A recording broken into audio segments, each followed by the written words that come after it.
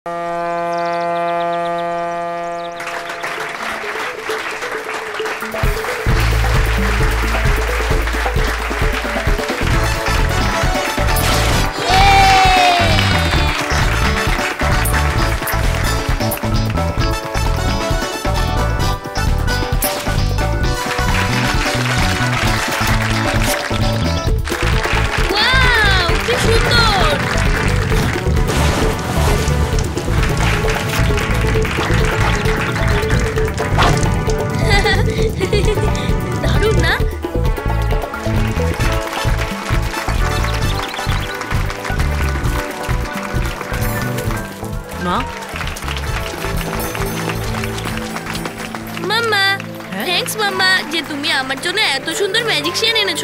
সব কিছু তো তোর জন্যই রে। এবার যা নিজের বন্ধুদের সাথে এনজয় কর। নাইস পার্টি ঝিলমিল, তোমার চাকরি বেঁচে গেল কিন্তু। Thank you ma'am.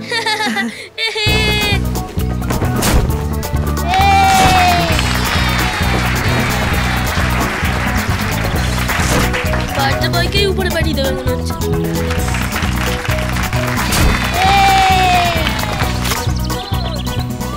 আমি এখানে শুধু বাবুর জন্য এসেছি। হ্যাঁ জানি জানি। আরে এই মায়ের মুখটা কে দেখতে চায়? আমি তো একদম পছন্দ করি না। ভালোই হয়েছিল তাই না?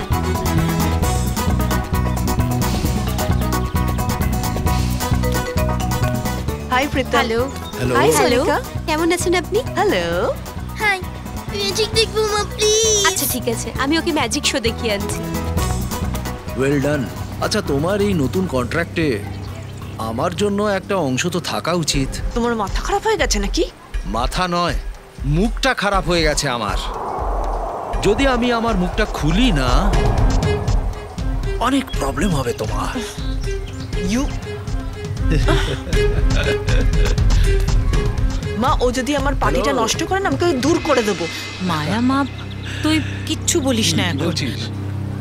আচ্ছা আপনারা কি জাদু দেখতে চান?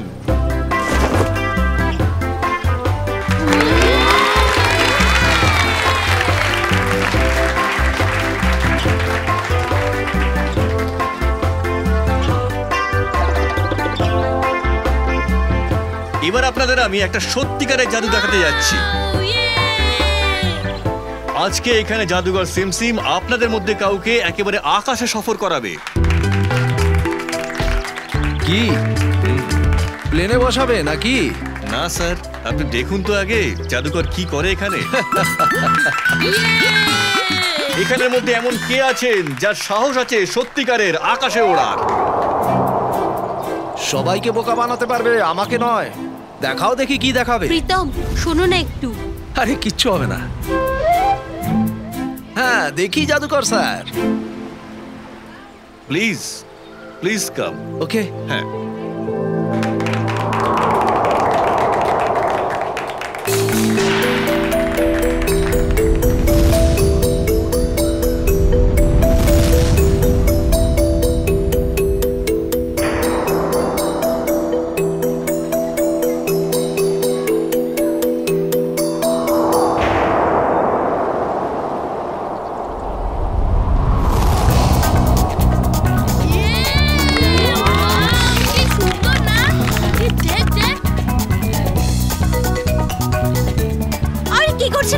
নিচে নামানো নাকি? প্রীতম নিচে আসো।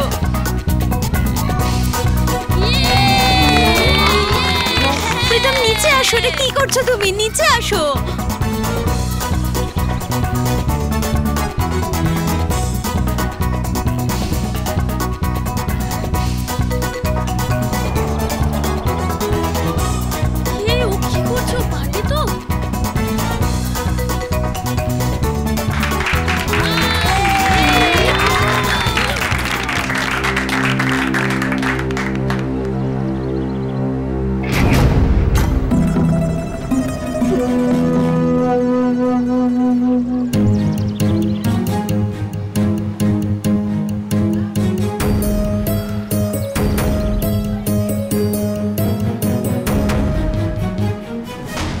নিচে আসছেন না কেন?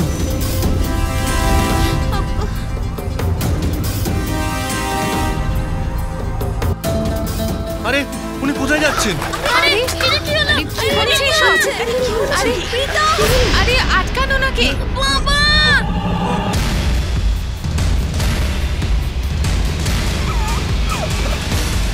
প্রীতম তুমি কোথায় যাচ্ছ? প্রীতম তুমি প্লিজ নিচে আসো। প্রীতম আপনারা কিছু করুন না, প্লিজ কিছু করুন একটা। মায়া কিছু একটা কর না প্লিজ। ও কোথায় যাচ্ছে দেখ, প্লিজ কেউ কিছু একটা করো না। ওই দেখো কোথায় যাচ্ছে ও।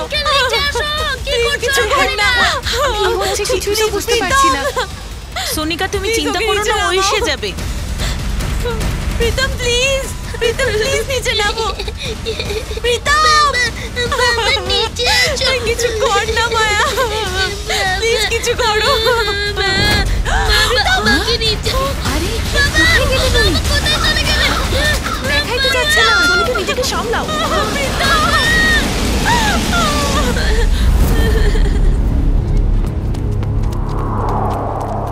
সোনিকা এদিকে এসো, এখানে দেখি। চলো একটু দেখি তো কোথাও কি দেখতে হয়েছে। পাচ্ছি না আমি, কোথাও দেখতে পাচ্ছি না আমি। কোথায় গেল প্রীতম?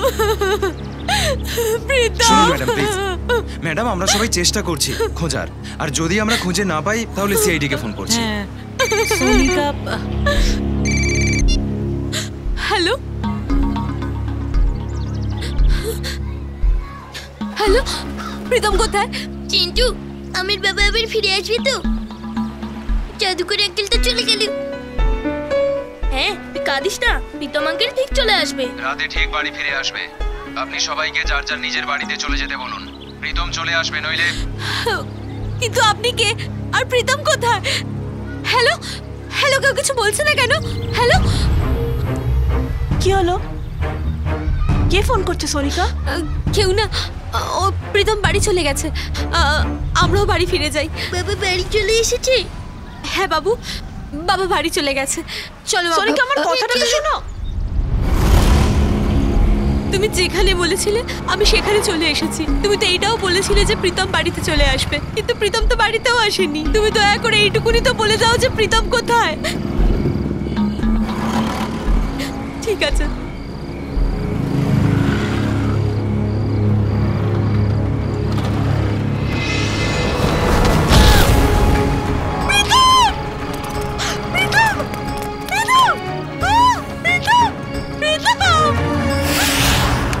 পঙ্কজ, এর মধ্যে থেকে যে কোনো 3টে কার্ড তোল। আমি জাস্ট এইভাবে চুটকি মেরে বলে দেবো তুই কোন 3টে কার্ড এইখান থেকে নিয়েছিস। স্যার, এই যে কার্ডের ম্যাজিকটা আছে না, এটা বাড়ি গিয়ে বৌদিকে দেখান, উনি খুব খুশি হবেন। আরে না না, তোর বৌদির হাতে অত সময় কোথায়? সারাদিন তো তোর বৌদির বাড়িতে অনেক কাজ থাকে। যদি রেগে যায় না, তাহলে লোটা কম্বল গুটিয়ে বিউড়েতে এসে উঠতে হবে। আচ্ছা, তাই আপনি অফিসে টাইমে আসেন। বৌদিকে ভয় পান বলে এখানে টাইমে কাজে আসতে হবে, সেই জন্য নয়। চুপ কর। 3টে কার্ড তোল তোল। এসিপি স্যার যদি দেখেন না, তাহলে মঙ্গল গ্রহে পাঠিয়ে দেবে। কিছু বললি নাকি তুই? না, চলুন আমি রেডি। আবড়াকে ডাবড়া চিং চুং। পঙ্কজ, তুই রাজা রানী আর রুইতনের টেক্কাটা তুলেছিস।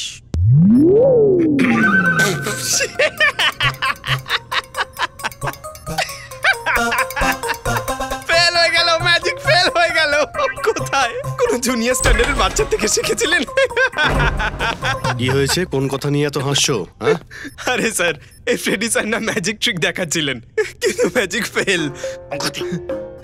শোনো, এই ট্রিক ফিক সব বন্ধ করো। হ্যাঁ, পার্টগুলো তোলো তোলো তোলো, এর পকেটে ঢুকিয়ে দাও। চলো এবার যাও।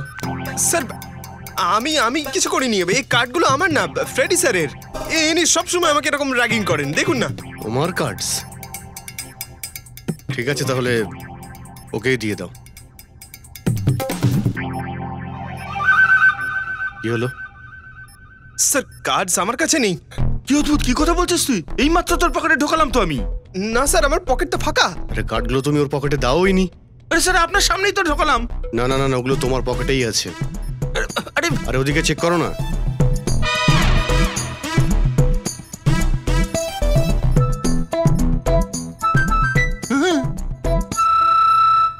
এটাকেই বলে জাদু। স্যার, আপনি তো মহাপুরুষ দেখছি। এটা তো কিছুই নয়। অ্যাকচুয়ালি আসলে যখন আমি খুব ছোট ছিলাম তখন এইভাবে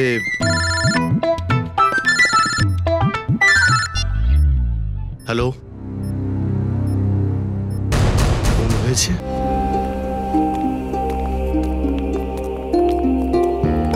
সাবধানে, অনেকগুলো জুতোর ছাপ দেখছি, অনেক দূর পর্যন্ত গিয়েছে।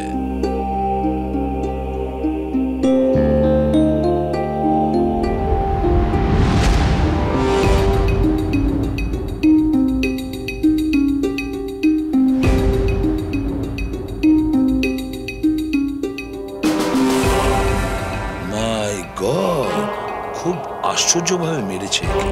বুঝতে পারছি না স্যার কোন অস্ত্র দিয়ে মেরেছে একে।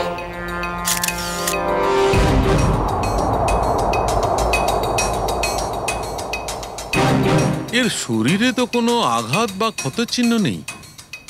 খুব ভালোভাবে কেটেছে বডিটা, হাতাহাতির চিহ্ন নেই। আর স্যার এর কাছে কিন্তু কোনো আইডেন্টি প্রুফও নেই। দেখো তো একটু আশেপাশে কিছু পাওয়া যায় কিনা।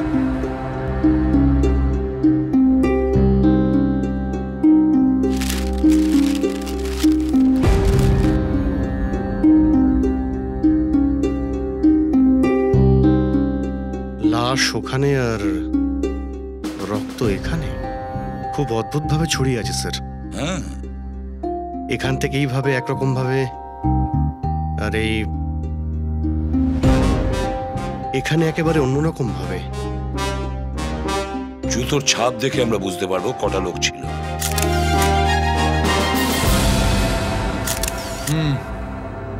বস, মোট 6 জোড়া জুতোর চিহ্ন আছে এখানে, 6 জোড়া।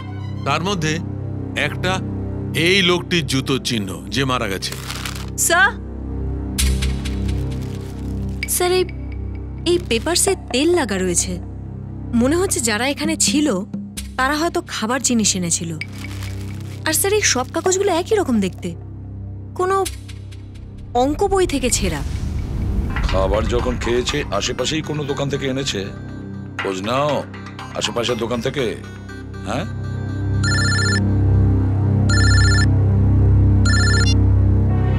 হ্যালো, হ্যাঁ বলছি।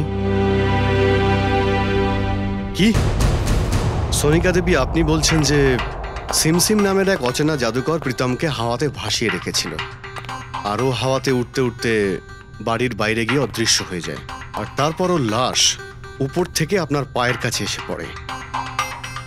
হ্যাঁ, একদম ঠিক। আর এই সমস্ত কিছুর জন্য দায়ী এই মায়াই। সোনিকা দেবী, মায়া দেবী কোনো জাদুকর নন, উনি তো আপনার সামনেই ছিলেন।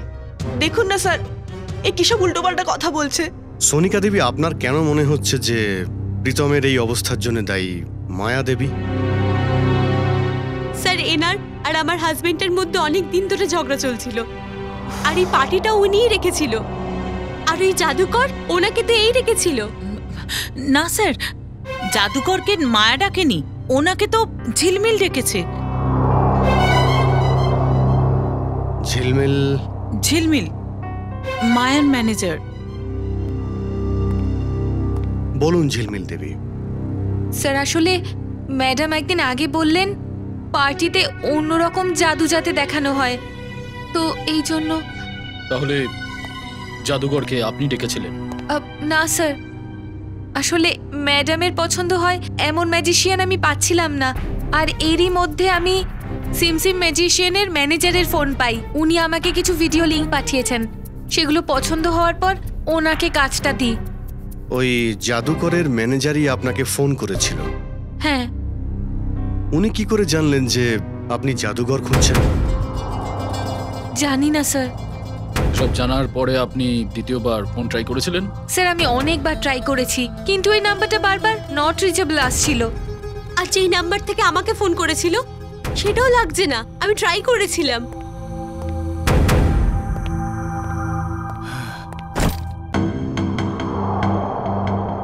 আচ্ছা মায়া দেবী, আমি আসছি। আবার কি? আপনি কে? ইনি আমার অফিসিয়াল গেস্ট, মিস্টার আরব। স্যার, এবার আমি যেতে পারি? আপনি কাল রাতে পার্টিতে ছিলেন, না স্যার, আমি তো এখানে একটা কাজের সূত্রে এসেছিলাম। কাল খান্ডালাতে আমার একটা ইভেন্ট আছে, আর সেখানে যাওয়া আমার খুব দরকারি। ঠিক আছে, যখন আপনি পার্টিতে ছিলেন না তো আপনি আসতে পারেন। Thank you sir. মায়া, কাল তোমার আসাটা খুব দরকার। শিওর। নমস্কার আন্টি। সাবধানে যাবেন। সোনিকা দেবী, যে নাম্বার থেকে আপনার কাছে ফোন এসেছিল ওই নাম্বারটা আপনি আমাদের দিন। আর ঝিলমিল, তুমি ওই জাদুকরদের যতগুলো ফটো, ভিডিওস আর ফোন নাম্বার আছে সব আমাদের দাও।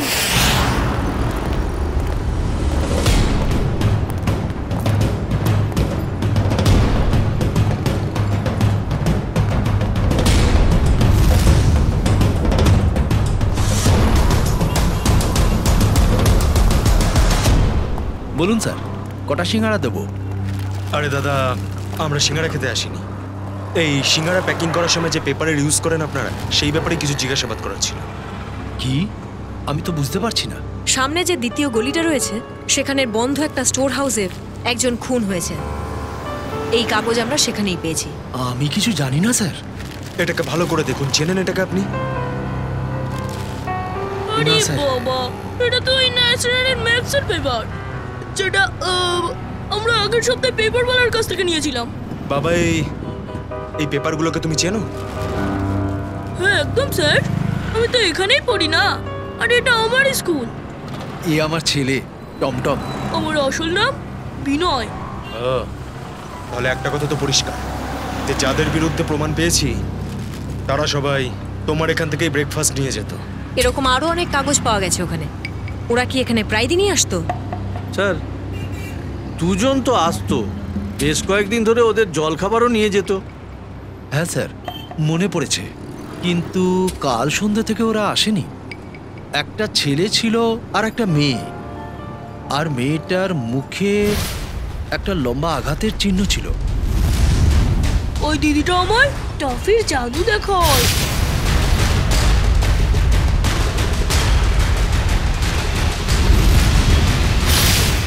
আর আর ওই যে টি শার্ট পরা ছেলেটা সঙ্গে আসতো, একটা সিঙ্গারাকে দুটো সিঙ্গারা করে টমটমকে দেখাতো। স্যার, মানে ওই 5 জন লোকের মধ্যে এরা দুজনও রয়েছে যারা ওয়্যার হাউস থেকে নিখোঁজ। হতে পারে। আর এরা ম্যাজিকও দেখাচ্ছিল। আর এটা অদ্ভুত ব্যাপার যে প্রীতমের খুনেও এদেরই হাত রয়েছে, আর ওয়্যার হাউসে যে খুনটা হয়েছে তাতেও এদের হাত রয়েছে। আচ্ছা শোনো, আমাদের জন্য তোমাকে স্কেচ বানাতে হবে, ওই মেয়েটারও আর ওই ছেলেটারও।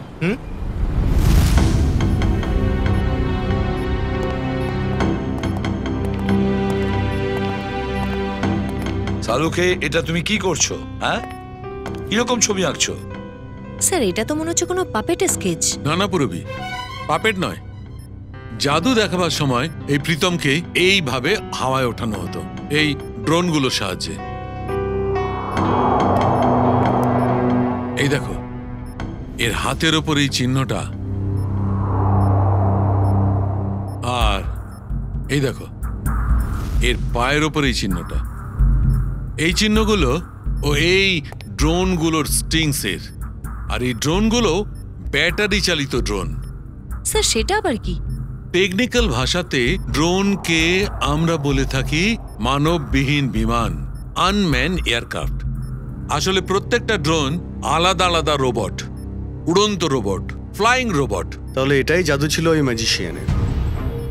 সবাই এই উড়ন্ত বডিটাকে দেখতে ব্যস্ত ছিল, কিন্তু এই বডিতে তার ড্রোনের সঙ্গে বাঁধা ছিল, যা আকাশে ছিল, অনেক উপরে ছিল বলে কেউ দেখতেই পায়নি সেটা। কিন্তু স্যার, এর বডি এ তো নিশ্চয়ই ম্যাজিকের জন্য মারা যায়নি।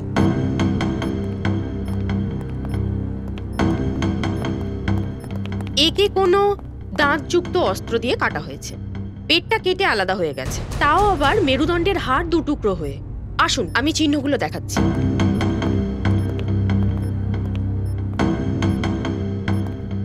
এই দেখুন, এর স্কিনটা ঠিকভাবে কাটেনি, স্মুথ নয়, এবড়ো খেবড়ো করে কাটা হয়েছে। আর এটা একটু মন দিয়ে দেখো বস, এই লোকটা লাশের পাশে আমরা যে রক্তটা দেখেছিলাম, প্রথম থেকেই একদম গোল গোল বিন্দুর মতো, আর পরে বিন্দুগুলো ছড়িয়ে পড়ছে, এমন যেন কেউ স্প্রে করেছে। আর এরকমটা শুধু একটাই অস্ত্রের দ্বারা হয়, করাত। আর স্যার, এই লোকটা একজন জিমন্যাস্ট ছিলেন। এর হাত, পা আর হাঁটুর মাসল দেখে তাই মনে হচ্ছে। স্যার একটা কথা, এই প্রীতমকে মেরেছে একজন ম্যাজিশিয়ান, আর এই লোকটার সঙ্গে যারা ছিল তারাও কিন্তু ম্যাজিশিয়ানই ছিল। হ্যাঁ অভিজিৎ, এই পুরো খুনের ব্যাপারটা কোনো জাদুকরের সঙ্গেই যুক্ত আছে, কিন্তু সেই জাদুকরটাই বা কে? স্যার, এই 5 জন ম্যাজিশিয়ানের মেকআপের জন্য বোঝাই যাচ্ছে না এরা দুজন, এই লোকটা আর এই ভদ্রমহিলা, এদের মধ্যেই কি কেউ?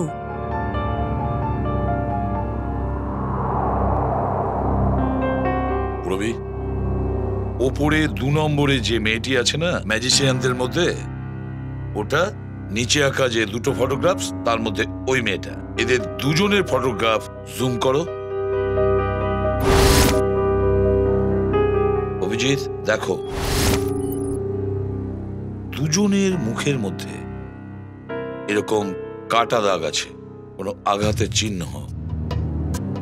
নাক থেকে একেবারে বাঁ দিকের গাল পর্যন্ত। আর এই ছবিতেও পরিষ্কার দেখা যাচ্ছে মেকআপ দিয়ে ঢাকা যায়নি। স্যার, তার মানে মায়ার বাড়িতে আর ওয়্যার হাউসে দুটো জায়গাতেই এই মেয়েটাই ছিল। হ্যাঁ, আর বাকি 4 জনেরও খবর পেয়ে যাব যখন ওদের এই মেকআপ তুলে দেওয়া হবে তখন। স্যার, এর নাম হলো রোহিত, গ্রাফিক এক্সপার্ট। রোহিত, এই 5টা ফটোগ্রাফের মেকআপ তুলে দিলে এদের আসল চেহারা সামনে আসবে কি? হ্যাঁ স্যার, কিন্তু আমার একটু সময় লাগবে। ঠিক আছে, শুরু করো।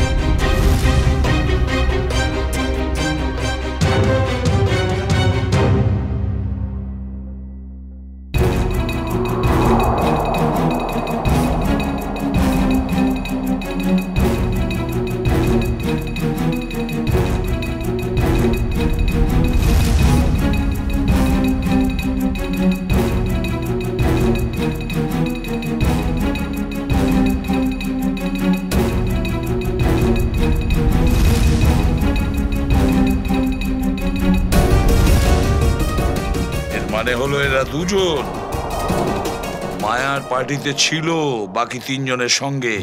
এরা সবাই তাহলে ওয়্যার হাউসে ছিল? হ্যাঁ, হতে পারে। স্যার, এরা কারা তা তো বুঝতে পারলাম, কিন্তু ওদেরকে আমরা ধরবো কি করে? প্রীতমের নম্বরে বাইরে থেকে যে কটা কল এসেছিল ওই সব কটা নাম্বার ভালো করে চেক করো, সব খুঁজে পাওয়া যাবে। আর শহরে একটা অর্ডার জারি করো, যতক্ষণ না আমরা না বলবো এই শহরে না কোনো পার্টি হবে আর না কোনো ম্যাজিক শো। আমার স্টুডেন্টরা এবং তাদের প্যারেন্টসরা, আজ আমাদের কাছে একটা বড় আনন্দের দিন। প্রতি বছরের মতো এবছরেও আমাদের স্কুলে অ্যানুয়াল চ্যারিটি ইভেন্ট হতে চলেছে। আর প্রত্যেক বছরের মতো এবছরেও আমাদের মাঝে উপস্থিত আমাদের trustee mister Arab. Big hands for him.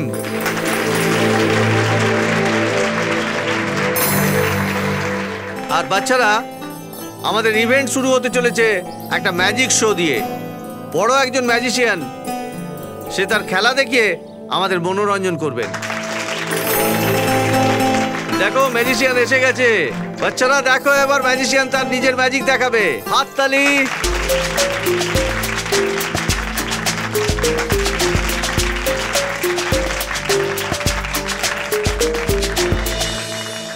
Principal sir, আজকে যদি কোনো বড় ম্যাজিক অ্যাক্ট হয় না, তাহলে আমি সেখানে অংশগ্রহণ করব। আরে অবশ্যই, আরে এতে তো বাচ্চারা আনন্দ পাবে। বাচ্চারা শান্ত হয়ে বসো। আমি হলাম বিশাখা, আর আজ আমাদের টিম তোমাদের সামনে এমন কিছু জাদু দেখাতে চলেছে যেটা তোমরা কখনো দেখেছো না তোমরা শুনেছো।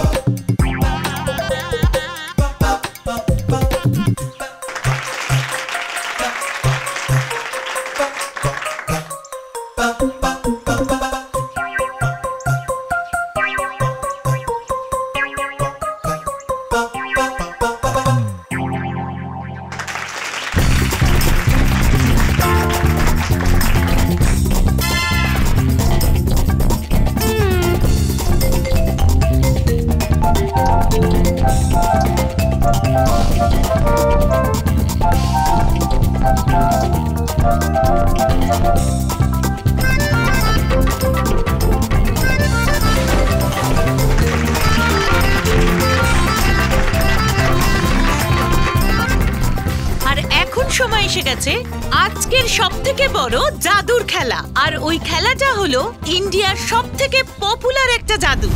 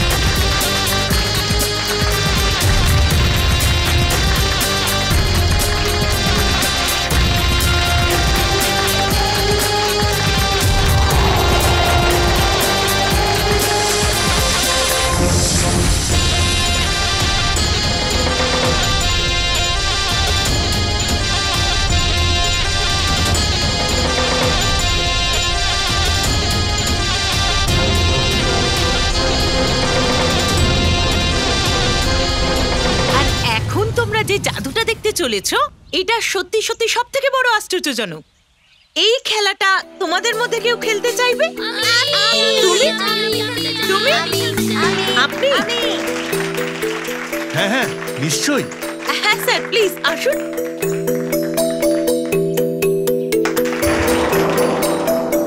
বাচ্চারা, এক্ষুনি তোমরা দেখেছো যে আমার পার্টনার উপরে গেছে, আর এই যে তোমাদের স্যার ইনি এই ঝুড়ির ভেতরে যাবেন, আর আমার পার্টনার ওপরে আকাশে হারিয়ে যাবে, আর তারপর তোমাদের এই স্যার ওপর থেকে নিচে আসবে, আর আমার জাদুকর এখান থেকে বাইরে আসবে।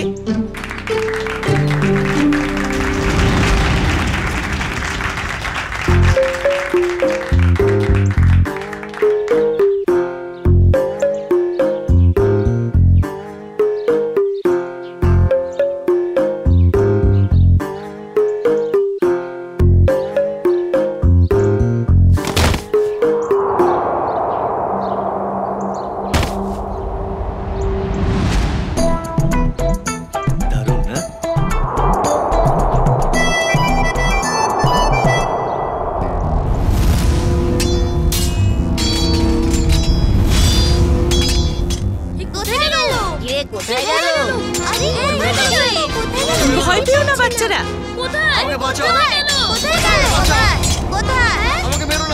ওপরে শুধুমাত্র জাদুর লড়াই হচ্ছে।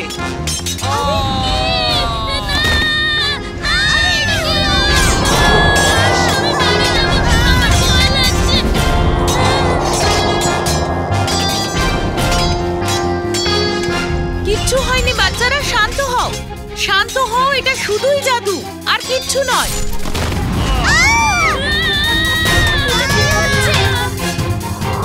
বাচ্চারা, এটা কিচ্ছু নয়, এখন এই সব বডি পার্টস আবার জোড়া লেগে যাবে, আর তোমাদের আরব স্যার স্কুলের গেটে আসবেন।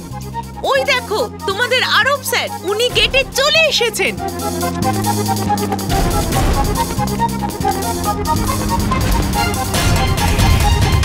আরে এখানে তো কেউ নেই, চলো চলো ম্যাজিশিয়ানের সাথে কথা বলি, চলো।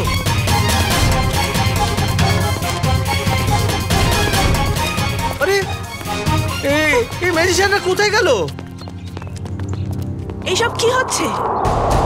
আরে আরব স্যারকে এরা সব উধাও করে দিয়েছে।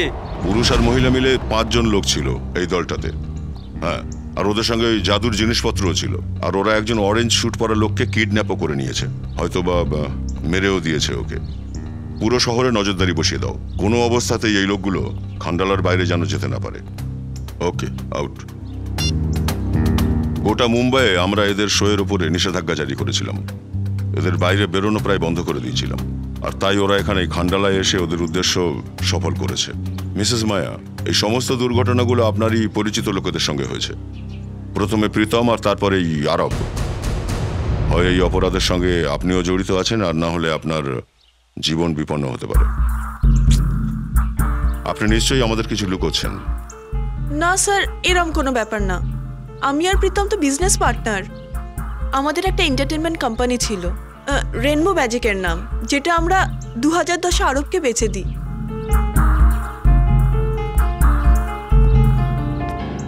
এই মায়া যা বলেছে তার সত্যতাটা জানতে গেলে এর অতীতটা আমাদের জানা দরকার।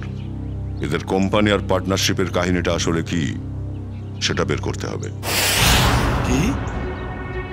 তৃতীয় পার্টনার? তৃতীয় পার্টনারটা কে? এই মায়া তো এই ব্যাপারে কিছুই বলেনি আমাদের। জানি না এই ব্যাপারে আপনাদের বলেনি কেন। রেনবো ম্যাজিক কোম্পানির 3 জন মালিক ছিলেন, প্রীতম, মায়া আর ঋষভ। আর স্যার শুনেও ছিলাম যে এই ঋষভ কিছু বছর আগে কোম্পানিতে গন্ডগোল করে অনেক টাকা পয়সা নিয়ে পালিয়ে গেছিল। সেই জন্য মায়া আর প্রীতমকে কোম্পানি বিক্রি করতে হলো। ঋষভ? অভিজিৎ, মায়া এত বড় কথাটা আমাদের লুকোলো কেন? এই ঋষভের ব্যাপারে আমাদেরকে কেউ কিছু বলেনি কেন? ঋষভ, এই ঋষভ থাকে কোথায়?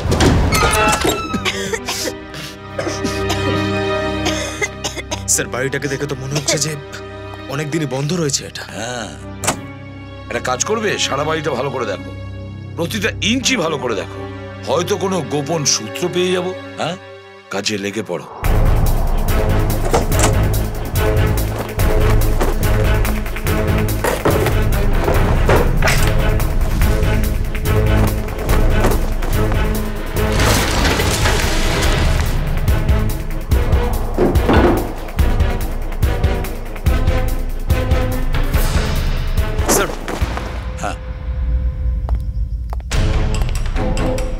এদিকে দেখুন স্যার, ওই 5 জন ম্যাজিশিয়ানের ফটো যাদের আমরা খুঁজছি, আর এই যে 6 নম্বর যার বডিটা আমরা পেয়েছিলাম।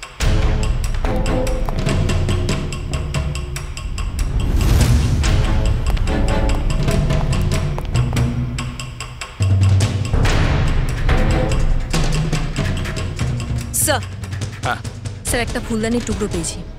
ফুলদানির টুকরো? আর বাকি অংশগুলো গেল কোথায়? বাকি অংশ পেলাম না স্যার। এই ফুলদানি দিয়ে ঋষভকে কিছু করেনি তো?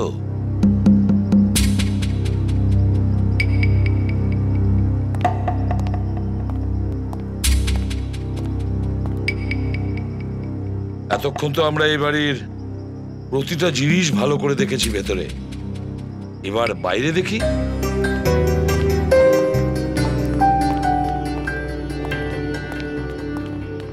দেখো দেখো আশেপাশে কিছু পাওয়া যায় কিনা।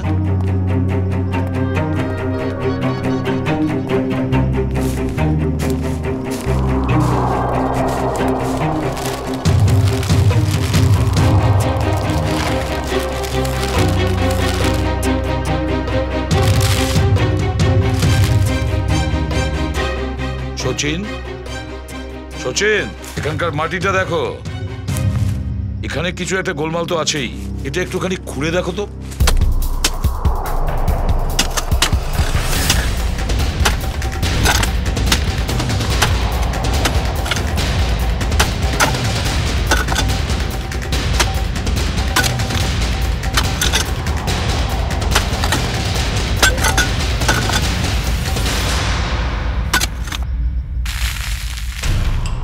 স্যার, হ্যাঁ। ও মাই গড, মনে হচ্ছে এটা কারো কঙ্কাল। সাবধানে ভালো করে পরিষ্কার করো আর কেয়ারফুলি একে নিয়ে এসো উপরে।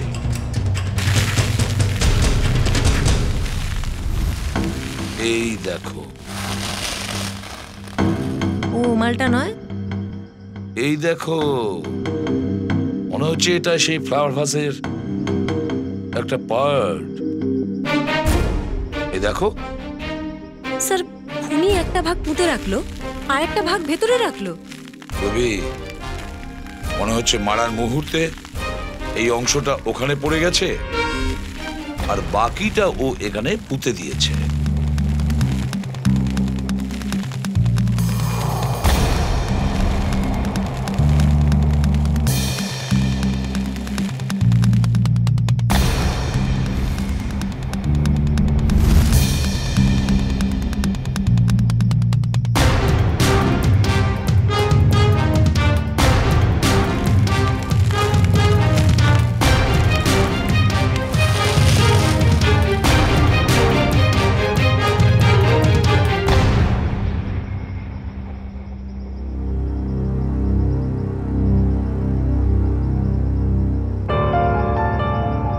স্যার এটা তো ঠিক সেম ঘড়িটা যেরকম ঋষভ ছবিতে পড়েছিল স্যার।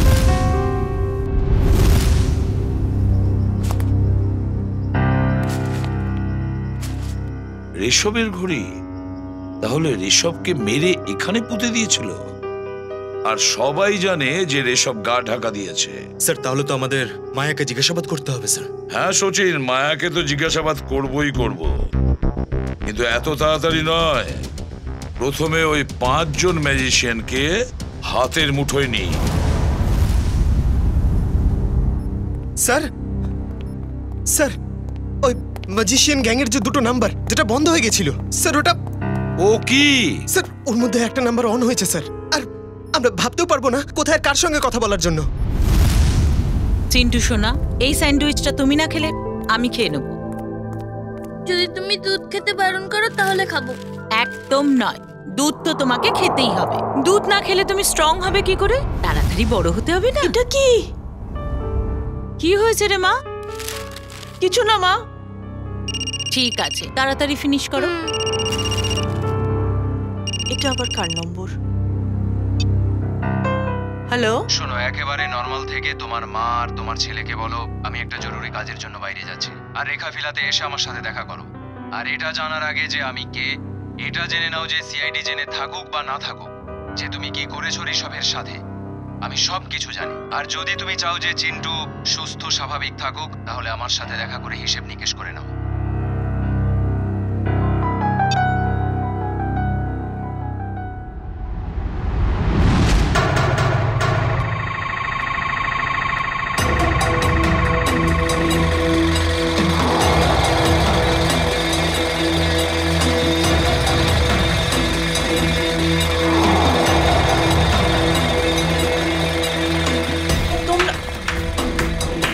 ম্যাজিশিয়ানরা এখানে কি করছো? আসুন মায়া দেবী, আসুন। পুনরায় আবার আমার শোতে আপনার স্বাগত।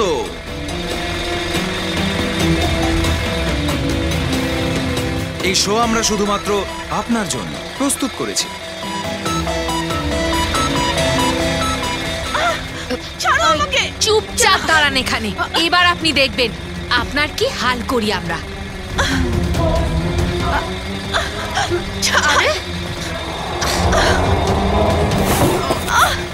ছাড়ো, কি করছো কি তোমরা?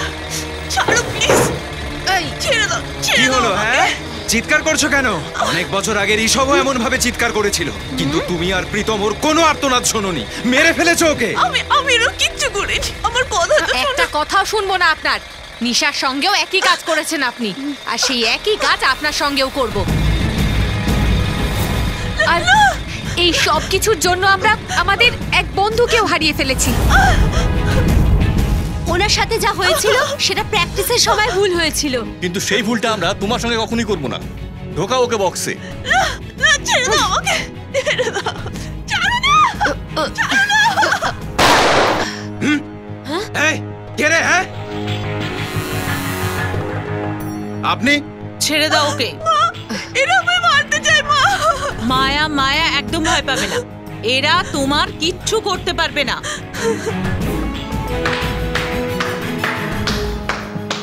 দারুণ দারুণ, খুব সুন্দর অভিনয় হয়েছে সবার। কিন্তু এবার ক্লাইম্যাক্সটা আমরা তৈরি করব। সিআইডি? অবশ্যই, অনেক জাদুর অ্যাক্টিং হয়েছে। যে যেখানে দাঁড়িয়ে আছো সেখানেই দাঁড়িয়ে থাকো। স্যার, এরা আমাকে মেরে ফেলার চেষ্টা করেছে। আমি একে বাঁচিয়েছি। আপনি কি ভালো বাঁচিয়েছেন রাজেশ্বরী দেবী। কি বলতে চান আপনি? এটাই যে এই 5 জন ম্যাজিশিয়ানের ফোন বন্ধ ছিল, আর যেই এদের মধ্যে একজনের ফোন অ্যাক্টিভেট হলো, সাথে সাথে এদের কাছে একটা ফোন এলো যেটা আপনার। আমায় হতে পারে, আমি কিন্তু কিছু জানি না। এবার তো অন্তত ড্রামা করাটা বন্ধ করুন। মায়ার পাতানো মা ওরফে ঋষভের আসল মা রাজেশ্বরী দেবী প্রথমে এই 5 জনকে মায়াকে মারার জন্য পাঠালেন, আর নিজে চলে এলেন বাঁচানোর ভান করে। আমি মেরে দেবো এই মায়াকে। চল, ছেড়ে দিয়ে যাচ্ছিস তোরা, যা এখান থেকে।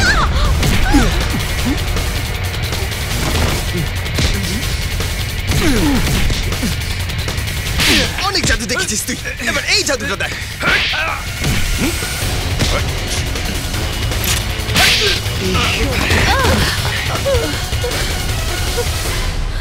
নিজেদের ক্ষমতার অপব্যবহার করেছিস তোরা, কতগুলো মানুষকে খুন করে ফেললি, নিজেদের পেশাকে বদনাম করলি। এবারে জেলে বসে খেলবি চল, ঘানি টানার খেলা। রাজেশ্বরী দেবী, আপনি তো মায়ার বাড়িতে ওর সঙ্গেই থাকতেন, আর সেখানে বসেই প্ল্যান তৈরি করলেন 5 জন ম্যাজিশিয়ানকে নিয়ে নিজের ছেলে ঋষভের মৃত্যুর বদলা নিতে। বাহ!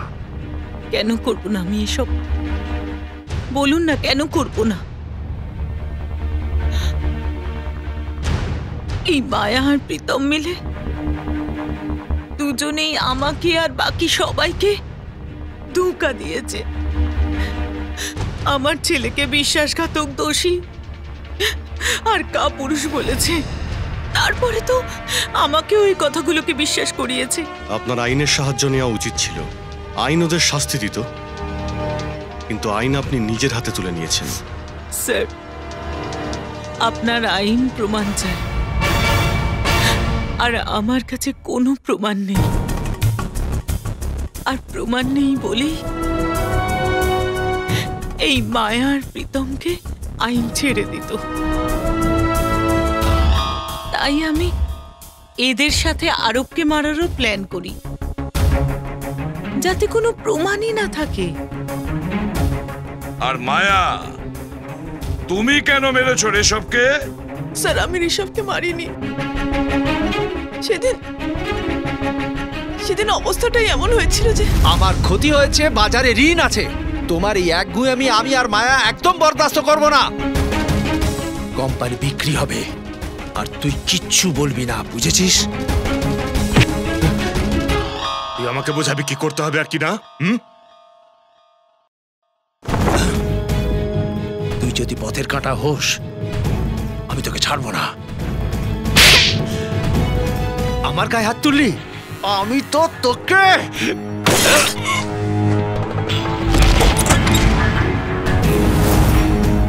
ঋষভ! মাই গড! ও মাই গড! ঋষভ!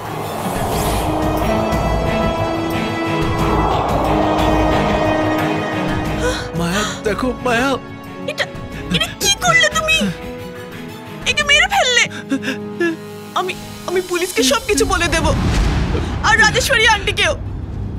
মায়া, মায়া, আমি পুলিশকে বলে দেবো তুমি ঋষভকে খুন করেছো। প্রীতম আমায় এমন ভাবে বাধ্য করেছিল যে আমার কাছে আর কোনো রাস্তাই ছিল না। আমি সত্যি বলছি, এই ঘটনার জন্য আমি খুবই দুঃখিত। তাই জন্য আমি মাকে,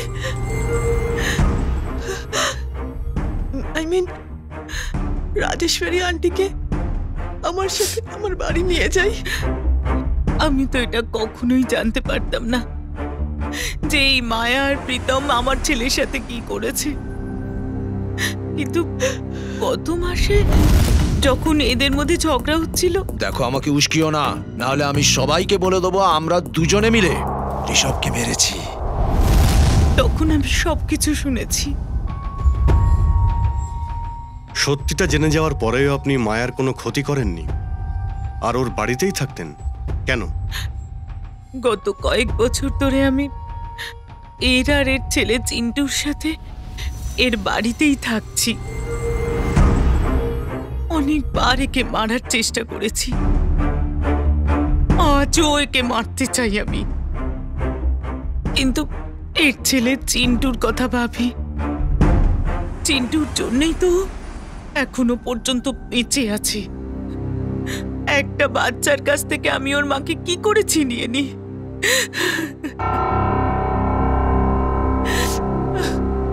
রাজেশ্বরী দেবী, আপনি আপনার ছেলেকে হারিয়েছেন, সেটার দুঃখ আমরা ফিল করি, কিন্তু তার মানে এই নয় যে নিজের ছেলের মৃত্যুর প্রতিশোধ দুটো লোকের প্রাণ নিয়ে করবেন না। আর মায়া, তুমি একজন অপরাধীকে সাহায্য করেছো, প্রীতমকে সাহায্য করেছো। আইন তোমাদের দুজনকে কোনোদিন ক্ষমা করবে না। কঠোর থেকে কঠোরতম শাস্তি হবে তোমাদের।